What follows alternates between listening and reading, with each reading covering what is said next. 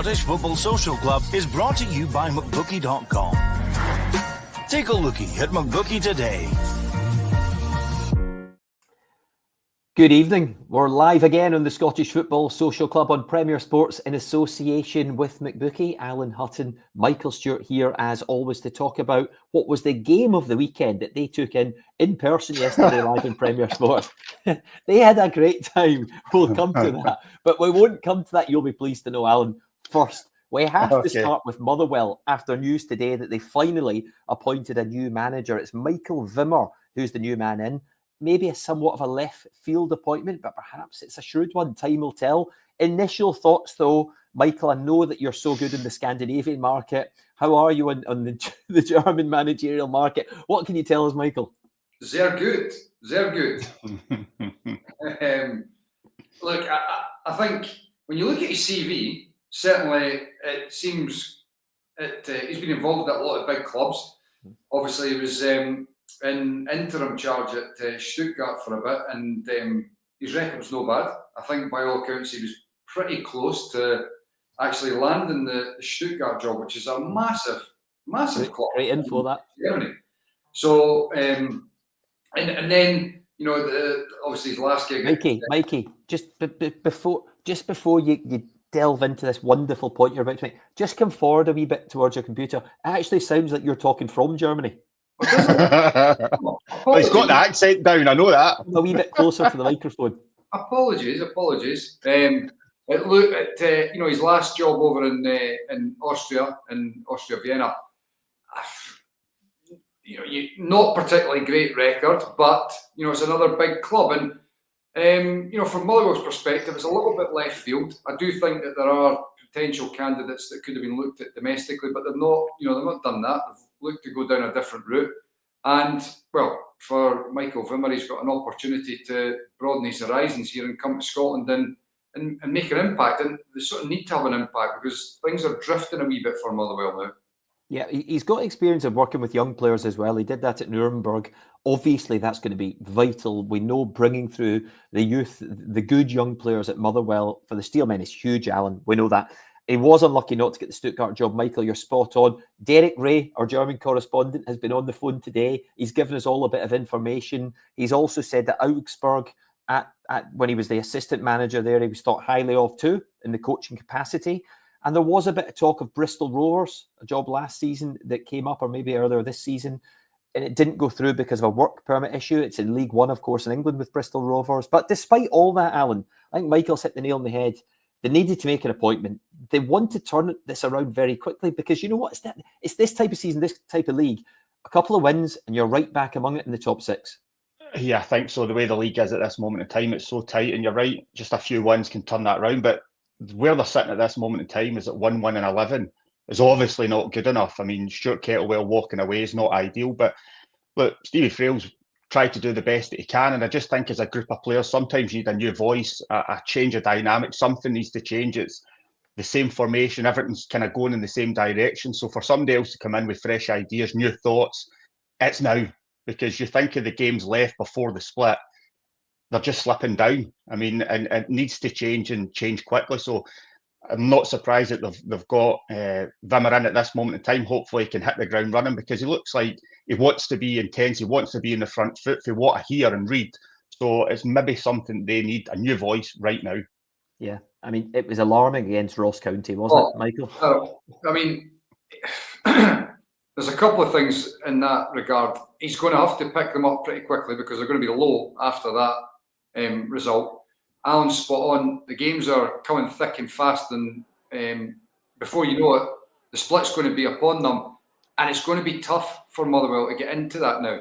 I thought Ross County were absolutely outstanding, to be fair. You know, away from home, in terms of being clinical. Ronan Hale starting to really show. I think we've all recognised he's a very, very good finisher.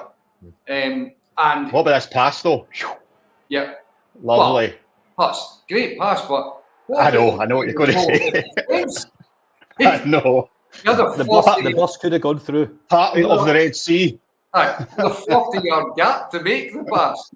And then what a smart finish for Randall. I just look at the goalkeeper and I think to myself, could he have done better? I think he's slow to go down and get across and cover the space, to be honest.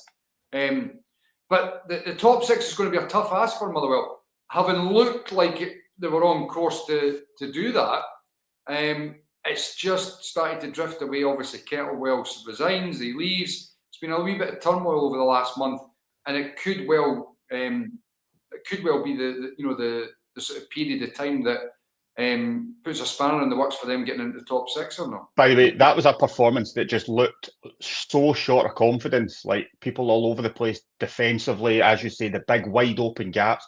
That's why I think they need somebody to come in with a new voice. Let's see, sometimes when you're going through a bad period and the number two or whoever it is takes over, everything remains the same ultimately. So something has to change, whether it be formation or whatever, or as I keep saying, a new voice. So that time is now. Yeah. Lennon Miller was back from injury at the weekend, Michael, which is obviously fantastic news. Michael Vimmer must know it's likely he's going to be away in the next transfer window. I think how they reinvest that money is absolutely crucial, isn't it, to how Michael Vimmer does at the club? Yeah, of course it is. But I mean, look, it's the same thing that you can say about so many clubs in terms of they need to get the recruitment right. But not many necessarily get that kind of transfer fee. Well, I was just about to say, the difference here is that for Motherwell, they're going to have a fair bit of cash that comes in from Lennon Miller. It becomes even more imperative that they spend it wisely because, it's a bit of a jackpot, and it could potentially open up the sort of door to one or two players that might well have previously been out of their budget if they're thinking along those lines. And if they do that, then it is so important that they actually work. They can't bring in guys that are perhaps just slightly over what they would have spent before and it not to pay off and not to work. So yeah, there's a big next 12 months really, because if you're looking at Vimmer coming in, you're thinking to yourself, that 12 month he's got up until the summer transfer window, and then by the time it's getting around to January, any clubs wanting to see some sort of direction and progress. If it's not happening and they've spent a bit of money, then in football there's going to be a wee bit of pressure kicking about. What price tag do you think we're talking here? 14, 15 million. Is it Michael? It's Al, it has to be 5+. It has to be. No, I was being serious. I wasn't just saying it for a laugh. What do you think? What would it take to get him away? I was being serious. Yeah. But so you genuinely think 14, 15 million? No, I don't. But is it serious or is it not serious? What one away tonight? I'm going 5+, 6 million. I would have said. I mean, I still think you're getting a right good deal. Loads of potential. The age, what he's shown already, he can still go again. So look, there could be a sell-on clause within there as well that they would like. So I think the sell-on clause is an absolute guaranteed stick-on. They'll get that. I'm not sure they'll get 5 or 6, unfortunately. But I think it might be slightly lower, but with a big sell-on. Wasn't there talk in the last window just past of a 4 million bid coming in? Yeah, so I think it could be around about that figure that they eventually, with a big sell-on clause. Look, we can argue and debate about this all day long. I think his value is whatever anybody's willing to pay. But if you're looking at it objectively, Lennon Miller, the age, the profile, the type of player, all those sorts of things, there's no question in my mind he's comparative with players down south that will go for 14, 15 million. Like, seriously. But agreed. But it's like a housing market. If you take a cracking house that's not on the most attractive street, there's a ceiling price. You move them onto a different street. It's the same house, but it's in a different street. All of a sudden, through the roof, and that's what happens with Scottish football. Unfortunately, there's a ceiling that people are not willing to go beyond at times. Yeah, as long as you go and perform. You're smirking. As long as you go and perform, that's the thing. I mean, you need to go to that nice area and perform. So I was smiling a bit. I was smiling a bit, Michael, because I know it's always said by clubs outside of the old firm. If someone stars for one of those clubs, they don't get a Scotland call up. And all of a sudden they go to Rangers or Celtic or whoever, perform well, and the next thing you know, they're in the national squad. It's been said for years. I understand what you're saying. We'll see what happens. Just a quick word then on Ross County Alan, because that was a big win for them. Maybe the cup break. I mean, of course, they would rather be in the Scottish Cup, but the break seemed to help. They're 8 clear now of St Johnstone, above Dundee as well. And with victories like that and some of the away form, maybe they can keep looking up. Yeah, well, that's how I looked at it. The biggest plus point for them, of course, was the performance and 3 goals and the clean sheet, but getting out that playoff place. I mean, Dundee drop into it, and you can see kind of light at the end of the tunnel. And it's weird because we always spoke about how their home form was the best form, and it seemed to kind of switch for a wee while, and it was the away form that really started to pick up. So look, another great result on the road, and they'll, as you rightly put it, be looking up, hopefully not down. Yeah, that's exactly where they're looking at the moment. Right, let's just get this one out of the way. Right, let's move to the next one. Paisley yesterday, Michael. Did you enjoy your time there? I heard you saying during commentary. We're away. That it always gets a wee bit lively in front of you in Paisley, in front of the position. That sounded like it was a highlight of your day, to be honest. Aye, it was. Oh, honestly, the volleys of abuse getting flung at anything that moved, or just. That must have been nice, though. It wasn't aimed at you for a change. Or was it? Or was it?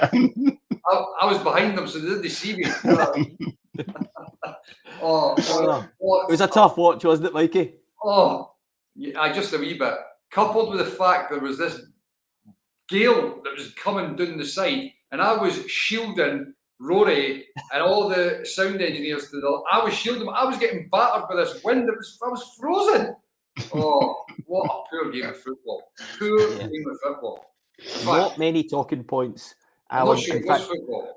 No, but look, I think in the first half, St Mirren actually done all right. Like, they played the elements well. Like, the pitch was really bobbly. They created 1 or 2 opportunities. This was their big moment.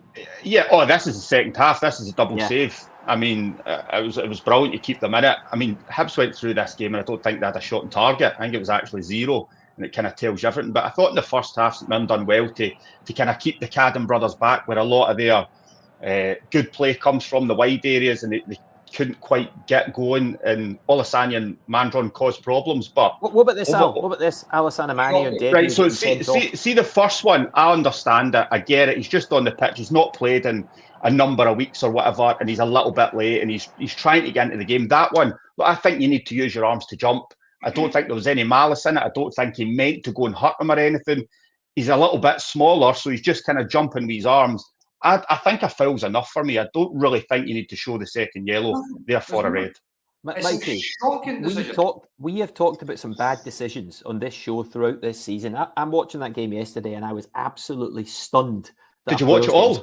The ref has to remember as well. The ref has to remember as well, Al, that this player, he's just come on. It doesn't matter to the ref that he's making his debut, but he's just come on the pitch. He's been booked for, a yellow card. You can say yellow card first time round. All right, you can't argue with that. But the second one, a bit of leeway. I don't know where we're heading, Michael, if players are getting sent off for that. Well, the thing is here, Darryl, right? And this is to go back to the sort of entertainment I was getting in front of me for the crowd. I actually think that the ref was all right for about the first hour. And then the home crowd were going mental at the ref.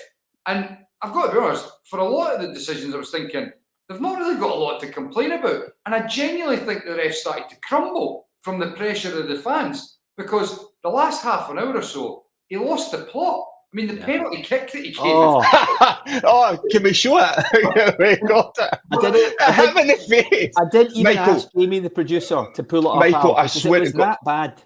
We obviously seen it a few angles, right? And see, the thing for me, the ref is behind what happened. So even if he thought, which he did, that it was a handball, for me, he couldn't see it for a start. So it was a guess. Yeah. He's seen an arm kind of in this position. He's behind him, and he just thinks, oh, it must have hit his arm. And it smacked him right in the face. But see if there wasn't VAR in that situation. That's a penalty. That would have been a penalty, which is more shocking. There was no, I mean, I think it was Killian Phillips. His arms weren't anywhere near it.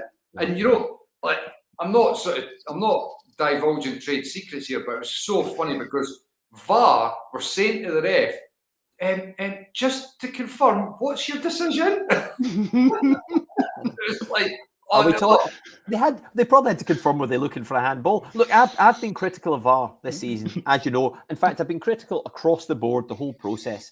And I think you've got to work harder on the actual referees rather than investing money in VAR. Thank goodness there was VAR on that occasion to bail out the ref. Could you imagine? Here's the interesting thing, right? And I've spoken about this a few times. See with the second yellow card, right? I know. Unfortunately, we don't have a situation where VAR can look at second yellow cards. I think we should. I genuinely think we should. But you know, I'm not even sure, because I think we've got ourselves in a position again this season where too often the decisions made and then VAR are looking for something in the incident to back up what's been given. And I'm not sure had VAR looked at that second yellow that they would have quashed it. But I was absolutely spot on. I think you felt the same as well. I think all football folk that watch that, you're just looking and going, there's nothing in it. And I don't even think Phillips goes down like holding his head, because I'm not even sure whether there is any contact. He just goes down because he felt contact from behind. There's always going to be contact in this game that we're talking about. There's always going to be. You can tell as an obviously player or people that watch it all the time where it's a forceful challenge. He definitely caught him. He meant that. Or, look, it's a coming together. Like, that happens in football. You need to jump with your arms. There's going to be a bit of a collision, especially for my situation as a defender. If I was playing right now, you'd get sent off all the time. But genuinely. And the other thing, Al, is there's a young man in his debut trying to make an impression. If he doesn't go and challenge for the ball, people are saying, why is he standing off? So he goes and challenges and he gets Darryl's trying to make an impact in the game. His managers put him on. He make an impact. Look, I don't know much about him. I've seen his highlights. He likes to play the ball, get it forward, create opportunities. He's trying to get involved in a game on a horrible pitch, and he's running about trying to get into it. And that comes up. Look, I think it's a shocking decision. Final couple of things on the game. I'm amazed we've got this far on it, and clearly it's because of referees' decisions, Michael. But Jordan Smith, massive save he made in the game. You've been critical of him this season. I completely understand it. He's made a lot of mistakes, but obviously that was a big moment for him. Here's a question coming in as well. It was just a classic Hibs St Mirren game, made worse by the condition of the pitch, which wasn't fantastic. Wasn't fantastic either. The final thing then, Michael, Jordan Smith and Rocky Bashiri. I asked you last week, does he deserve a new contract? You weren't sure. I think he said no. Another man of the match performance. He's doing what's required at the very least. Yeah.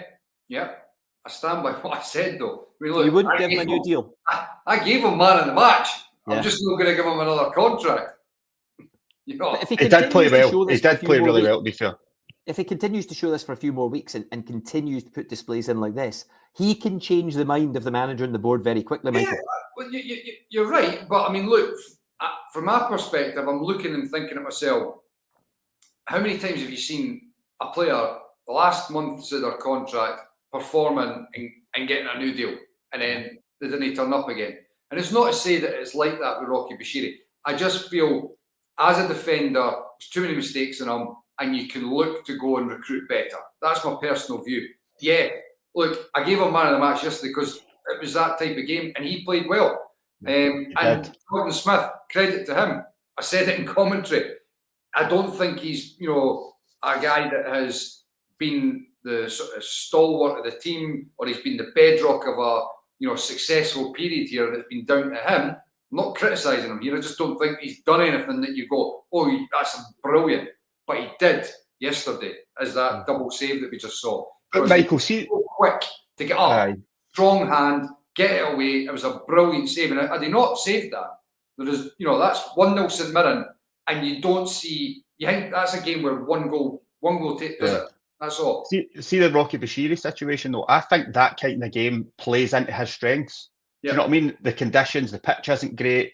He's got physical guys up against him, runners that want to go in behind. He can use his physicality, his pace, and that's where he excelled. I think when we were speaking to him after, we were saying, what does the manager want from you? And he's like, look, he wants us to play from the back, but if it's not on, he's quite happy for us to go long. And I think at this moment in time, that maybe suits him. But going forward, is he going to want somebody in there that's maybe going to want to play a bit more or whatever? I just think that game totally suited his attributes yesterday. You certainly have to trust your defenders if you're giving them new contracts. So trust's a big factor here. Right, onwards, Michael, to what was probably the biggest story of the weekend. Aberdeen in the league, finally getting a victory. They're walking like this now. you can see what it meant to the players actually and the fans as well. Good travelling support, Michael. It meant the world to them, and they're back up to third place. And it's, as I've already said, it's this type of season. Kick on, you're in Europe. Yeah. I mean, it's a long time coming, obviously, but they deserved it. I think that the thing I took away from watching this game at Dens was they put their bodies on the line. The amount of blocks that Aberdeen made in and around the box, defending properly, and obviously Kevin Nisbet getting his goal, which helps to give him confidence. And what a moment this was. What a strike. An absolute belter.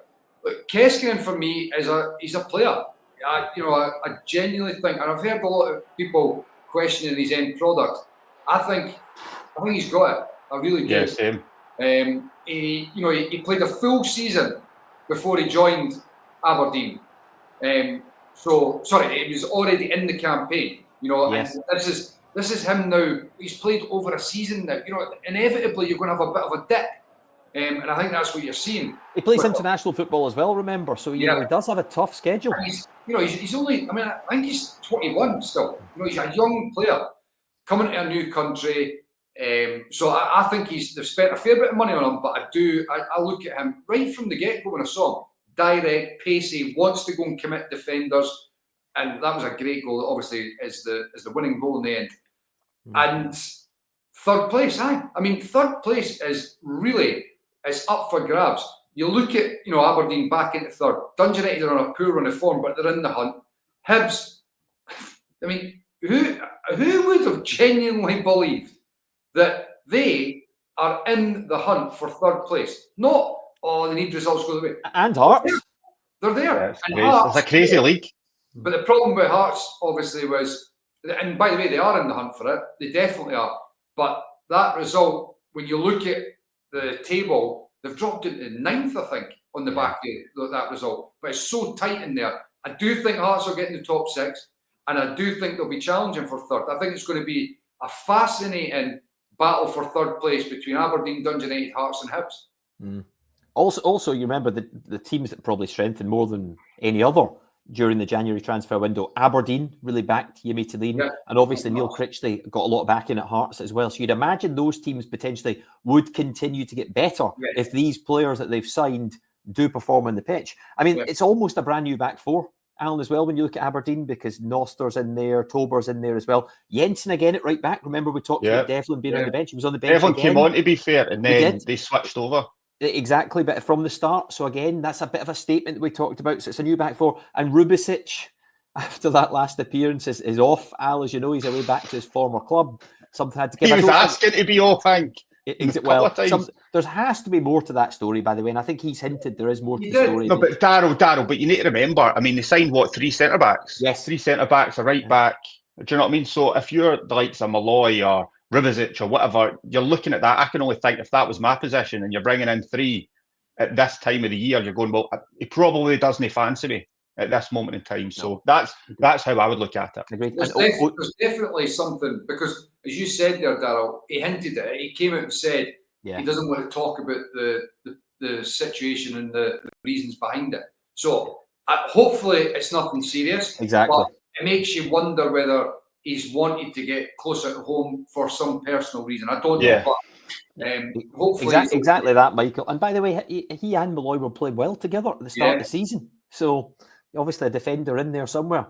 Also Mitov back in the bench. Ode Daba was among the subs as well, and Papagay could have scored. Yeah. By the way, Daba could have scored towards the end. He had a good effort. And also Papagay and Nisbet both starting the same team. It's an attack-minded team, some of the players they've got at the moment, Aberdeen. So look, it points to better, you would imagine, as the season goes on. But after one win in 15 years... It's incredible what one result does. It does. Yeah. Agreed. But Michael, can you imagine you're on that run as a player? Like, you just feel that you've just, that 100-kilo weight has just fell off your back, and you've just got that win that you've been searching for 14 games or whatever, and it's just there, arrived. So I think that the team, the squad looks strong. They've got people coming back from injury. Hopefully they can kick on from there. Yeah, and competition for places. You used to squat 100 kilos, Huss. Oh, easy. Back in the day. Back in the day, not a few years ago now, but And listen, competition for places can help as well, because that sometimes just pushes you on to another level. Just briefly on Dundee, Michael, I think I saw Joe Shaughnessy back among the subs from the start of the game. He obviously could be a really important player for them moving forwards. They had good chances in the game, but when you look at the league table now, there's concern, and I just don't get it, because I remember watching them play Celtic and Rangers and Dundee United and others, even at times that game against Aberdeen, all in sort of the last month or two, and some outstanding displays, and yet you look at the league table and you start to wonder. But Darryl, you can say that about so many clubs. I know. It's I just don't get it. But you don't want to be there at this time of the season. I mean, you were mid-Feb. It is almost it's almost like that middle of the table are just playing past the parcel. You know what I mean? Right, your turn. And it's eventually going to land on somebody. They're going to be, oh no. But they're second bottom now, aren't they? It's so tight. But they created a lot of opportunities. They did. You think when you look at it, it was 21 efforts they created. So, look, could they have grabbed something at the end? Possibly. But I think their games that are coming up are huge for them. It's all teams kind of round about them. And I know we're speaking about how tight it is, but it's one's towards the bottom. So if they can pick up some results, because the form needs to turn round. You think of the 2 6-0s, they win in the cup, and then this one. Do you know what I mean? It can just get away with you in front of you if you can't get it. Absolutely right. And I think, when you look at the teams above, and we've already talked about Ross County, who seem to be picking up points, and maybe when you don't always expect it, it's who's going to drop. That's the thing. Kilmarnock, an improving team, clearly up. Loads of teams. Somebody has to. Listen, somebody's going to be there. And in the end, St Johnstone as well, their fans have got a bit more belief. Obviously, didn't win at the weekend. We'll come to that. But anyway, let's keep moving forward in the show, because we're nearly half an hour in. Celtic 3, Dundee United 0. Really good display, Michael, I thought, from Celtic, especially when you consider it's off the back of Bayern Munich, when they pushed Bayern towards the end of the game and put everything into it. I know there were changes because they've got the squad, they can do that. But either side of a big Champions League game that has so much focus, to go and win that comfortably, I think is so impressive. Yeah, absolutely.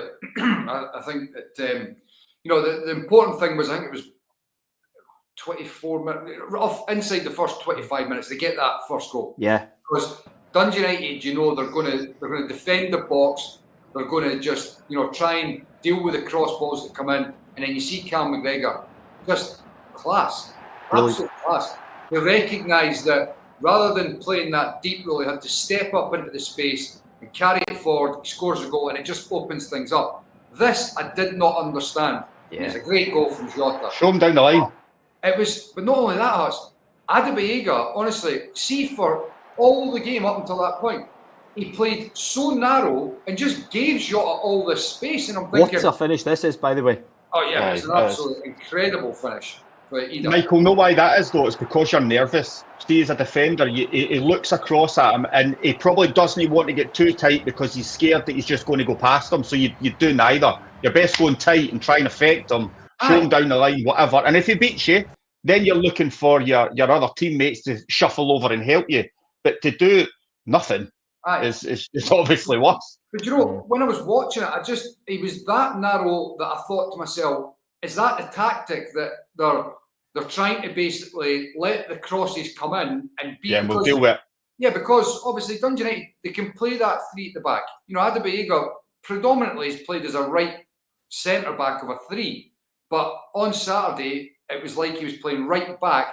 But when the ball was going out, he narrowed off. But if you're going to narrow off, you need somebody, be it the wide right or the midfield. Somebody's got to go and get tight to Jota. You can't give him that amount of space because his deliveries into the box, even if you're compact, he's going to pick somebody out.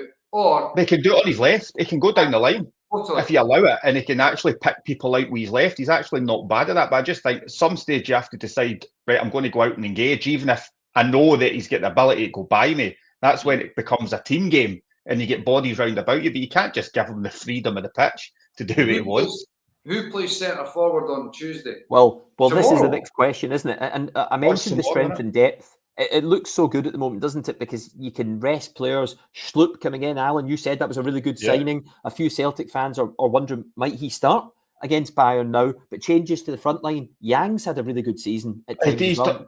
Not suggesting he's necessarily a starter midweek, but it's the strength and depth that's so impressive. So going back to what Michael's just asked, I mean, Alan, what do they do in this game? I think that's right. No, see the message there. I think that's why he was brought in, because his pace, his power, he's athletic, and get up and down the pitch, and he showed that in the small period of time that he's been here. Well, this is not me going against Greg Taylor and everything that he's done. He's been outstanding. Like, let's not get it wrong here. He definitely has. But sometimes in away games, with somebody like Schluppi's experience and everything that he's went through, being able to handle that big occasion, and Taylor would as well, it's just different attributes that he has that I think could help him. But through the middle, when you look at the pace, I mean, that Maeda that could easily play there with Jota, Kun. I mean, well, Jota's the really big question, isn't it? Is he kind of fit enough? So where does he fit into the puzzle? That's what I mean. You could play Maeda through the middle for the pace. You could play Jota one side and Kun the other, because I think if you look at it, Bayern are going to have most of the possession of the ball, and you're going to need to kind of stem that flow, but also have a threat. And I think when you've got that pace, that could hurt them. Look, Ida, of course, if he's playing, he's in good form, he can hold the ball up. That could be different. You've got runners off him. But it'll be interesting to see what he does. There's two different ways, I think, that he can tackle it. Yeah, good. It was a good point coming in there at the end about Maeda the last 20 minutes when he went through the middle, Michael. And Bayern do like to play out from the back, and they keep a high line defensively, so they can be got at in behind. We said this last week, but then the hustling, the hurrying of the goalkeeper at times, Manuel Neuer by Maeda, you could see almost put the fear of God up Bayern Munich at times towards the end of the game, Michael. And Celtic, the progression of the team as well in European terms, you did wonder, could this be another one of these nights when they went 2 down? But the way they fought and stayed in the tie was actually, I think, a really good sign for the development of this team under Brendan Rodgers. Yeah, I mean, without trying to pass time away and fast forward, but looking further ahead, when you look at the evolution of the team and you look at next season, for example, Jota fully fit, Kieran Tierney coming into the team, signing a big striker. They're going to spend money and sign a main striker. Ida getting more game time. That squad as a whole is looking very strong, and just Champions League money guaranteed coming in again. Yeah. So just to look on Tuesday and looking back to last week, I came away thinking to myself, is it just that classic scenario of Bayern are 2 up? They're sort of not holding on, but naturally the game sort of changes dynamic slightly. Celtic have got to go for it, and it just coincided with Maeda going through the middle, or was it because Maeda was through the middle? And I think it's a wee bit of both, because you can't say that Upamecano is like slow. The guy's an absolute machine. You know what I mean? Dyer, yes, you could say you could get him with a bit of pace, but I think seeing the majority of the game, and Hutz will be able to give you an insight into this. Laimer and his positioning, and they played it really well. They were able to nullify Maeda because they forced him back the park so much. And I think that Maeda on the left-hand side against most teams can still be such a threat in behind. But just the way that Bayern moved the ball about so well, and Laimer's position, he was so high up, it forced Maeda back the park so much. So I do think that it's going to be interesting to see what Rodgers does. Does he put Maeda through the middle? Because naturally, if he's through the middle, regardless of how the team's shaping up, he's going to be able to threaten in behind more than Ida would, because it's not, Ida will go in behind, but it's not blistering pace like Maeda. So it's going to be very interesting to see what Brendan Rodgers does tomorrow night with that front three in particular. It's a big ask, of course, going to Munich, but you never know. Score early, never know. stay in the tie. You never know. Well, you never know. I mean, they'll be going there after. Look, you think of the ending of the game and everything they've done. I know it's different going over there, and like I said, Munich will have most of the ball, but Celtic have got plenty of threats. They can hurt teams. They can sit back and hold the defensive shape and then go in the attack. They've got problems in front areas, so they'll be well aware of that. And if Bayern Munich do take risks and come out and try and play, they can catch them. I mean, it's quite as simple as that. The Celtic need, and it was the same, last week, to go and compete. That's true. That was so true. Leaving him at the corner. The corner. I mean, if you defend that better, I mean, Harry Kane, everybody knows him. in world football. To give him that much space at the back post on his own, I mean, probably Brendan will look back at that and say that's criminal. I mean, for him, you could see his reaction in the sidelines, Al, couldn't you? Of course, and look, it's small margins. I mean, that doesn't go in. It's 1 each or whatever going into the second game, and then you're thinking, could we just defend, maybe nick a goal, see how it goes, open up towards the end if we need to? But look, it happens. What do you think because I've looked at this a few times, and you look at the other corner kicks as well, in terms of, I can't quite believe. I mean, obviously, Alistair Johnson was up against them on other, incidents, but I can't quite believe that Alistair Johnson would be standing that far off him. And I get that, Kane was so far away at the back post, but the other three players that were round the back post were all touch tight.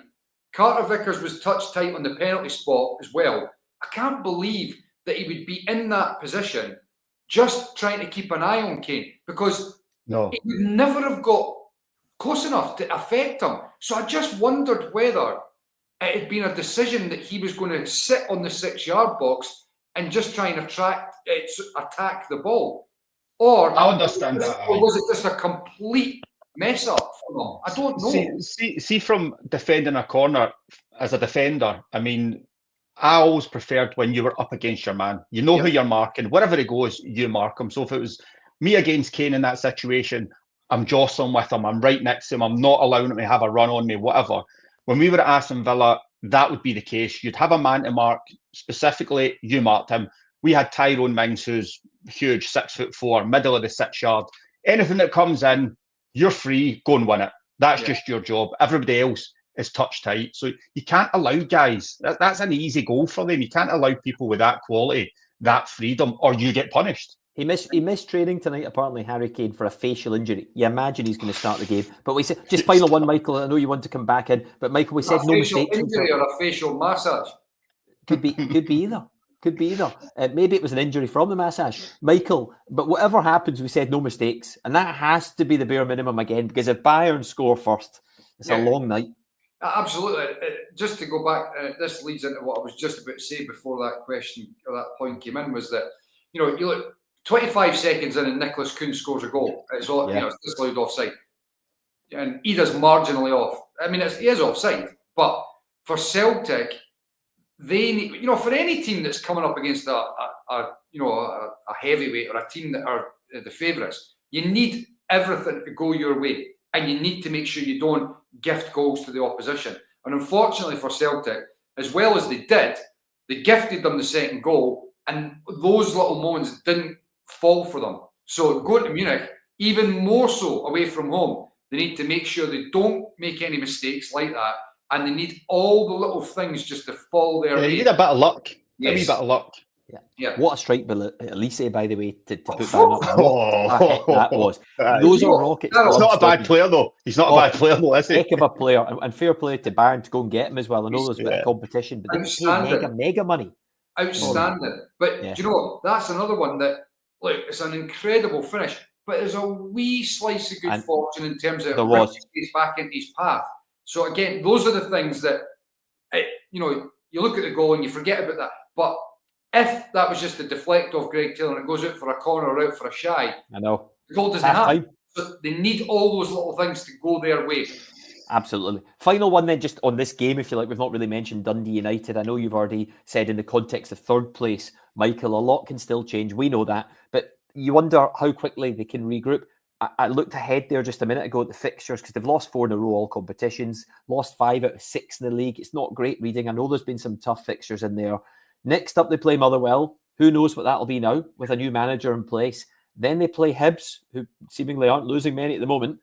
And then they're at Aberdeen, at Pittodrie. That is an unbelievable football match. And then the Dundee Derby. So even that next game now, you feel like there's nothing easy coming their way. No, there's not. And look, when you're on a run like they're on as well, you start to, look and wonder where are the points coming. And once you're looking at those games, you're really thinking the next one against Motherwell is massive. Huge. Because if they don't win that, then you're looking at the next one against Hibs, Aberdeen, Dundee. You're looking at those 3 and you're going, on the back of 5, just for argument's sake, they lose against Motherwell, 5 defeats in all competition, 6 defeats in 7. All of a sudden you're going, by the way, up until the split, Dundee United, they could be I know. taken. So very important that they get a result quickly, just to put all that to bed, to make sure they're focused on, we're in the hunt for third place. Agreed. Right, onwards to Kilmarnock, St Johnstone. Kelly, really good win there in the cusp of the top 6. Al, and this shows you again how quickly it can all change. Some good goals in the game from them as well. We'll get to Fraser Murray, I promise you, but some good moments in the game, and it was one-way traffic. Yeah, it was. But do you know what? See, from a St Johnstone point of view, if you're going to do this constantly and play out from the back and give teams opportunities, Watt gets caught in the ball, lovely 1-2, pull up, a great finish. I think, look, Derek McInnes going in, that's a brilliant free kick. I think Derek McInnes going into this with a knowing how St Johnstone were going to set up. Valakari wants to play from the back, and they're going to give away opportunities. Fraser Murray, I think, has been playing at a high level for a number of weeks now, and he was a constant threat within this game. But this touch for Bobby Wales, oh my God. But not even that, the calmness of thought just here. Look, he just has a wee look, little side foot, side netting, absolutely brilliant. And for Kelly, back-to-back wins. I know the Dundee United game wasn't a great game, but this was what they're capable of. But consolation goal at the end that he won't be too chuffed with, Kerry sliding one in. But I think overall, Kelly were excellent throughout the 90 minutes. The manager will be really happy with the performance. Back-to-back wins and climbing up the table where he feels that they should be. And if they can be consistent with performances like that one, the Aberdeen one that we've seen earlier on, round about Christmas time, then they will shoot up. They will be in contention, but they need to just keep that form going. Yeah, and I know St Johnstone were on a good run coming into the game, Michael, but they where they are, they can't actually afford to be losing games like that against teams who are not far ahead of them. They need to try and reel them in, so it's a bit of a blow to them.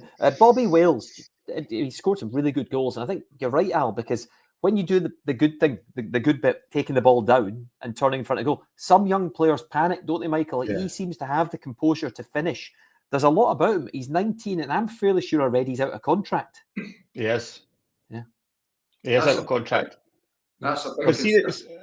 No, it is a huge concern. I just think he's just, you can tell with his all-round play, he's just got that composure about him. I mean, not every striker's able to do a touch like that and then just finish so calmly.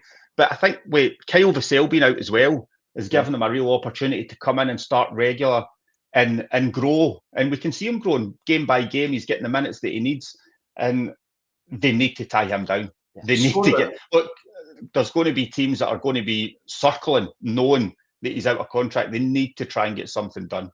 Absolutely. I mean, I think he scored an absolute belter at Tynecastle a few weeks ago as well. Marley Watkins set him up really well. I mean, he's a guy that clearly knows his way to go. And, for Kelly, I think it was a perfect game for Kelly, playing against St Johnstone. They pressed St Johnstone. They knew that St Johnstone are going to, look to try and play. But it's just kamikaze stuff at times. That first goal in particular, they're getting pressed. You can see Kelly, they're locked on. And then the ball gets played into Elliot Watt, who his body position's all wrong. The defender runs past him, so he can't even bounce it off to him. And you're just like, the whole structural setup, it's schoolboy stuff. And they pay the price for it. Great finish for Polworth. It's some good goals from Kilmarnock. And Fraser Murray, he's performing very well. I wonder whether there's something that he's managed to do that's different and raised his performance. Well, I'll tell you what he's done that's different. I don't know if you saw it. Talk about schoolboy stuff. This is really poor. And it's poor even to bring this up, I think, Michael. You sent this to I thought it was brilliant, personally. Michael sent this to the Scottish Football Social Club chat. Hold on, we need to play that again because we've missed the start. We've given away the start. I don't know if we can see the start. Jamie, can we play it again if you've got it, mate? Because it's the start. There's everything here. I don't think. Listen, maybe that's because we can't show it. Anyway, you can show anything. That's you've been telling us that for weeks now. I did think of you like. I thought you could do what you like. Anyway, listen, it's worth having a look at, okay? That's the end of his stock. Get onto the socials of Kilmarnock Football Club and see after he scores a free kick that. Oh, Fraser Murray. Wow. Right. Probably just as well we didn't get into that in any Well, more I detail. mean, you don't know what's in that juice. It's obviously something special. Yeah, it's definitely is. It was clearly flat anyway, Michael, because it needed some amount of shaking. Oh, no, but then it got him up for it. So, hey, 1-1. Oh, dearie me. Right, Tynecastle, Sunday, a win for Rangers. Watching the game, and I don't know how much you saw, I know you're obviously about to do another game after. They were very, very lucky to go in ahead at half-time because Hearts played good stuff in the first half and they had all the chances. To win the game 3-1 and hearing the manager again after the game and also listening to some of the fans ahead of the game and what they're saying and how fed up they seem to be. Look, it's a big win for the manager, an important one, but it does again feel like it's a performance of moments from Rangers. Yeah, that's exactly what it is. Lucky with the 2 own goals to McCart, I think. But when you look at maybe the first half at this moment in time, Rangers could have went in 4-1 down. I mean, Cabangu has, 3 opportunities. Shankland, if it's not for Jack Butland in goal, they're really struggling. Who ends up, by the way, getting man of the match. It kind of tells you everything that you need to know. I think Hearts they came out with 3 strikers. They knew that Rangers are probably a wounded animal. I think from a Rangers point of view, this is where they probably got the joy out wide. Look, he panics there. I mean, Craig Gordon has to try and make a save. It comes off McCart's leg. And then not even a Rangers players following in. But when you see it, it's just little moments here and there where Rangers shine. They're lucky there again to get the kind of break of the ball. I just feel that the big thing for them was to get the result after the Queen's Park performance. But look, they're still a million miles off it for me. And I think probably over the piece, even though it was 3-1, I mean, I listened to Neil Critchley after the game and he thought that they'd done enough to win it. And I do agree with them in terms of the overall play and what they've done and what they achieved within the 90 minutes. But I think Rangers rode their luck, especially obviously getting the 2 goals, the OGs. I'll come back to Hearts in more detail in just a moment, Michael. I also know we're in 47 minutes of the show, so I won't keep everyone who's watching forever. Just a couple of things. The manager's hanging on, Alan. He's hanging on, and it seems that he still has the backing of the board, despite it feels like most of the fans, the majority, the comments you read and what you see, even some of the fans' media, if you like, how much they've turned against him, he's hanging on. What he has done, I suppose, is he's got some good results in Europe. And European football now is the be-all and end-all this season. That's what they have left to play for. Is that the reason you think that they've stuck with him for now? Because you have to wonder. Well, you do have to wonder. I think it is probably his only saving grace at this moment in time where they sneaked into that top 8. Everything kind of fell their way and they're through into the knockout rounds. And look, arguably they kept some of their best performances for the European games. I mean, it's easy for all to see. To get to one cup final, be knocked out at Queen's Park, the next one, they're nowhere near it in the league. But look, it's not good enough for a team like Rangers. And I understand, like, I gave them so much leeway at the start with everything that was going on, lowering the wage bill, getting rid of experienced players, younger players coming in, needing time. We gave them that. I gave them that time. I knew it was going to be a rocky road before it got better. But is it getting better or are they getting worse? And I just think especially domestically, performances aren't good enough. The away form isn't good enough. And look, I think other teams that play against them smell the fear within them. But Hearts, they've probably done enough to win the game. Take the OGs to the side, they've probably done enough to win it, in my opinion. And they know when Rangers come to town that fear factor's not there anymore. So is it time for a change? Look, we'll have to see in the coming weeks. They've got another couple of difficult fixtures coming up, but look, I think he is hanging on at this moment in time. He definitely is. Just on his team selection as well, Alan, because I think there's a few questions we've asked as the season's gone on, right? Is he getting enough out the players that he has at his disposal? Because in the end, that's how you're going to judge him, because he can talk about cutting wage bills and everything else, but what he's got in front of him to use and utilise, is he getting enough? And obviously, he hasn't got enough out of some of those players at times. By Rami, a bit of money was spent on him. You're not sure at all. After a couple of good performances, he seems to disappear. He's on the bench. Tom Lawrence comes back in. Another player who's really underperforming earlier in the season. I know he's had some injury problems. I know he also produces the odd really good moment. But I think he's out of contract as well, I'm fairly sure, in the summer, Tom Lawrence. And if that's the case, and he's not going to be someone you try and build around, I know you want to win football games and he's hanging on, but why not play a couple of other players or younger players? Wouldn't this be the time to see what they've got? Well, it done that against Queen's Park, and for me, he hit the panic button and changed it at half time. Exactly. So the point being is, if he comes into this game v Hearts away and plays Bailey Rice or whoever it may be, some younger talent coming through, and it doesn't work again, he's going to get the sack. He's trying to lean on guys that he thinks are the best at this moment in time to get him through games. Is Tom Lawrence the best option then? Maybe that's what he thinks. Me personally, I don't, because Dessers and Igaman, for me, the way they were playing with Cherny on one side, that he was getting a tune out of that. But he is not going to take a risk with inexperienced players at this moment in time, because he can't. He knows he can't. He's tried it, and I think the Queen's Park game was the right time if he was going to bring in some younger players, and it didn't work. But he's put some of those players on at Old Trafford when they've been there. Because he had to. But he had to, Darryl. Like, you think of the situation with the players that weren't in the squad. But some of those players did well for him, Al. And don't you think he'd get some more leeway from some of the supporters if he was seen to be doing that sort of thing?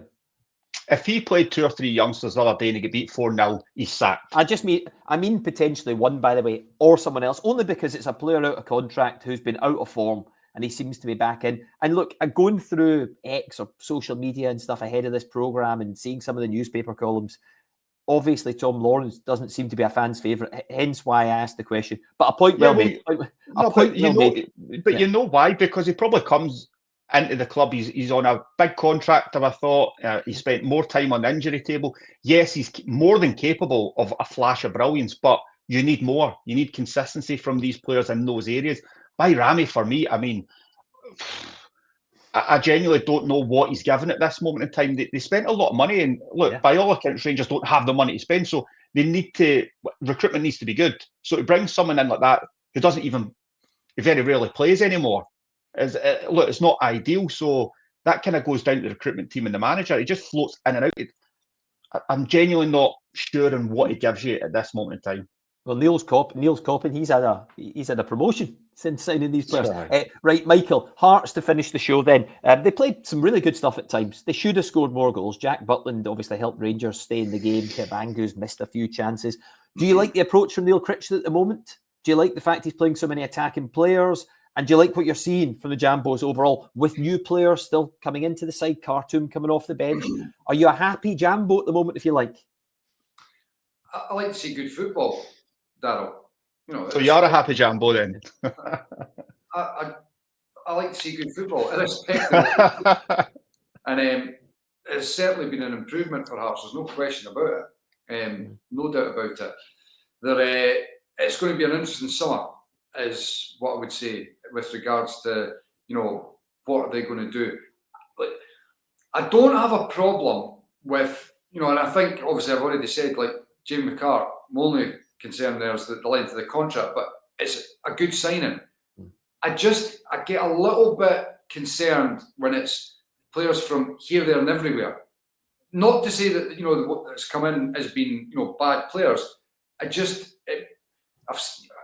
think we've all seen it a million times before with certain clubs, and it becomes difficult to gel it all together as well. And I don't want any domestic club to lose its identity. There are domestic players who can still do a good job for the club. Steinbender, good goal. Looks, and obviously I've said to you before, from what we've heard and guys I've spoken to, looks like he could and should be a good addition. And it's needed. Obviously, Frankie Kent having been out injured, Craig Halkett having the injuries he's had. Looks good. It's going to, it's a big, big end to the season because Hearts are still right in the hunt for third place. And, if they were to achieve third place, then you say, well, look, it's been a fantastic season. It's a huge achievement. It's been a big turnaround. Still look to the summer, and I think that's going to give us a real good idea about this next period of next year or two. Where is the club going? What's the direction of travel? Is it going to be successful or not? But at the moment, certainly, there's been an uptick in performances from previously. There's no doubt about that. Yeah. Just one final one to say then on Hearts. I know what you're saying about bringing players in from all over, maybe losing identity. I agree. You want local players like the James Wilsons, etc. of the world to be given their chances. Absolutely. But if you think about the system that they're obviously spending money in at the moment, the analytics and everything else, Brighton have brought players in from all over the world. And obviously it's worked really well for them. I know they're bringing in some top players, but they've also developed a lot. And Union have done the same. Saint-Gilloise is part of that system. So you've got to hope for the best. But you're right, more players will continue to come in, you'd imagine, the way things are going. Right, look, we've got to go, Michael. We've got to go. We're almost out of time. Next weekend, big game on Premier Sports. I'm sure you'll both be there. Hibs against Celtic. Apparently, Al, they've got a place right in front of the Celtic end for you to stand and watch the game. No, I told you I'm all right now. Remember the last time I was getting abuse? The second time I just got ignored. So maybe this time it'll actually be all right. You'll be We'll great. wait and see. You'll be great. Enjoy it. Right, listen, out of time. Enjoy your week, gentlemen. Thank you very much for watching, everyone. We'll see you next Monday in the Social Club. Bye for now. The Scottish Football Social Club is brought to you by McBookie.com. Take a lookie at McBookie today.